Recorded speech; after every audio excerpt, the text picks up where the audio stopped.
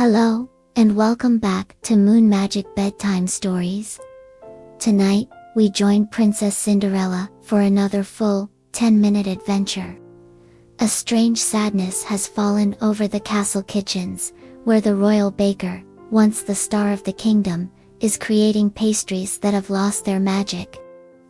This is a curious story about a fading flavor, a forgotten garden, and the secret ingredient that makes everything wonderful. So snuggle in, and let the story begin. The royal baker had always been the heart of the castle. His laughter was as warm as his ovens, and his creations were legendary. His honey cakes tasted of sunshine, his bread of earthy comfort, and his jam tarts of pure, bubbling joy. But for the past few months, a change had come over the kitchens. The baker's laughter was gone, replaced by a heavy silence. And his pastries, they had changed, too. They were still perfectly made, but the magic was gone.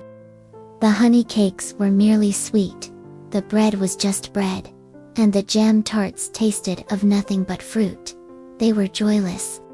The royal advisor, a man who valued results above all else, was the first to complain.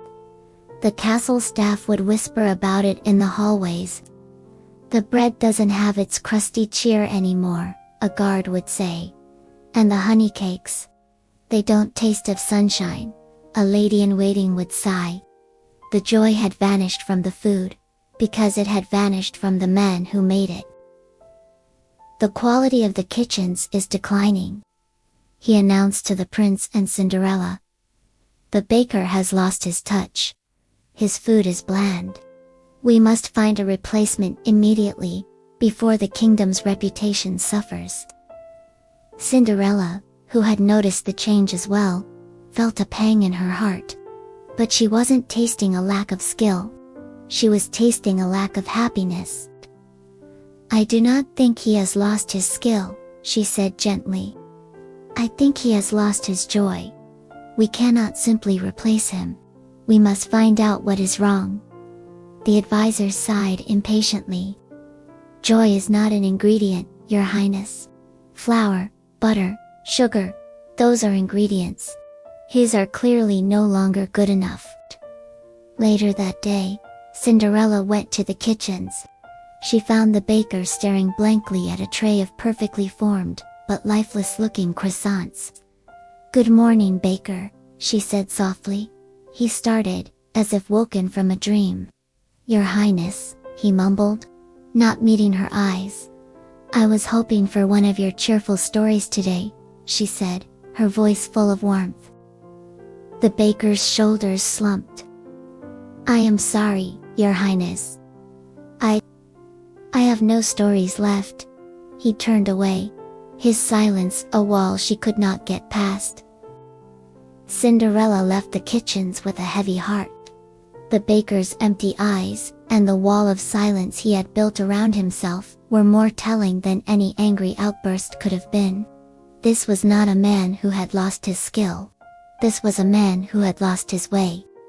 She knew, with a certainty that settled deep in her soul, that the royal advisor's solution of simply replacing him was not just wrong, it was cruel. "You cannot replace a heart," she thought to herself, as she walked through the gardens. "You must help it to heal." That evening, she spoke with the prince. "The baker is like a ghost in his own kitchen," she said sadly.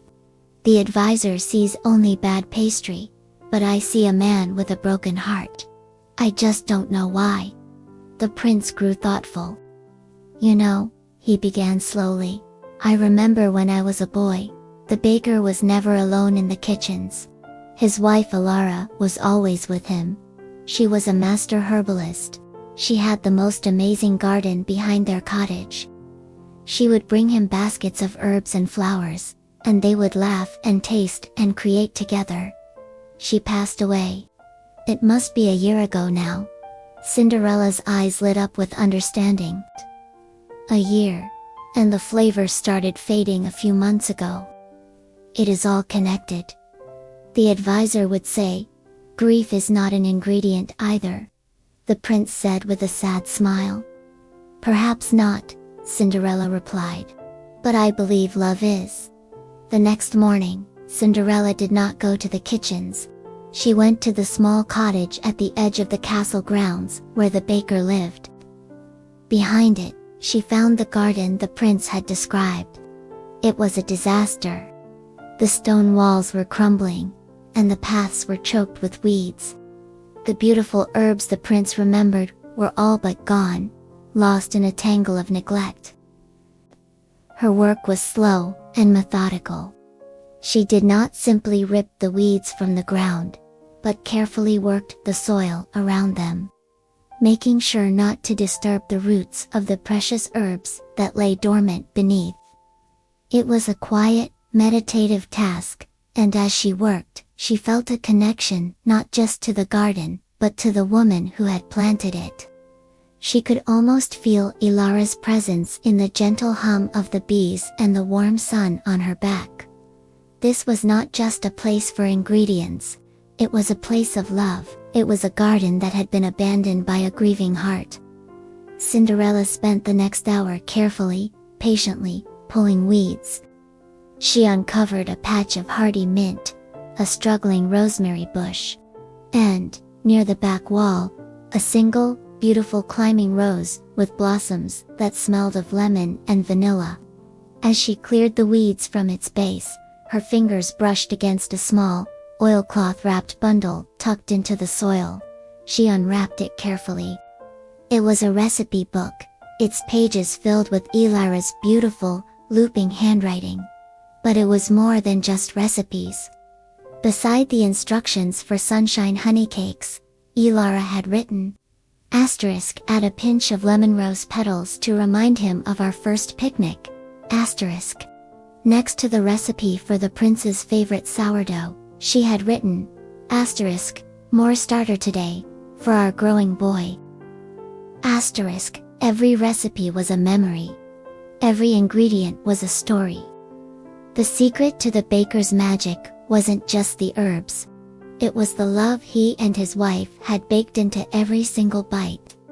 Cinderella did not confront the baker. Instead, she brought the recipe book and a single lemon rose blossom to the kitchens. She held them out to him. *Ilara's garden has not forgotten you," she said softly. The baker stared at the book, his hands trembling as he took it. He opened it to the page for the honey cakes and saw his wife's handwriting. A single tear rolled down his flour-dusted cheek and fell onto the page. I couldn't go back to the garden," he whispered. "Everything there was her. I thought if I ignored it, the pain would go away. But instead, the flavor went away. Because the love was gone," Cinderella finished for him. "Will you teach me? Teach me how to make these cakes with the right story." And so, side by side, the princess and the baker began to work. He showed her how to fold the dough, and she read him his wife's notes. They laughed as they remembered the stories behind the recipes. For the first time in a year, a genuine, warm smile reached the baker's eyes. That afternoon, a new scent wafted from the kitchens. It was the smell of honey cakes, but it was different. It smelled of sunshine, and memories, and of a joy that had been rediscovered. The flavor was back. And so, Cinderella solved the mystery not by replacing a worker, but by helping to mend a broken heart. She reminded the kingdom that the most important ingredients in life, love, joy, and memory, can never be measured, but you can always taste when they are missing. If you enjoyed this story, please give this video a like and subscribe to MoonMagic Bedtime Stories for more wonderful tales. Thank you for joining us. We hope you have a peaceful and happy night. Remember that a little bit of love is the secret ingredient in everything. We'll see you for the next story.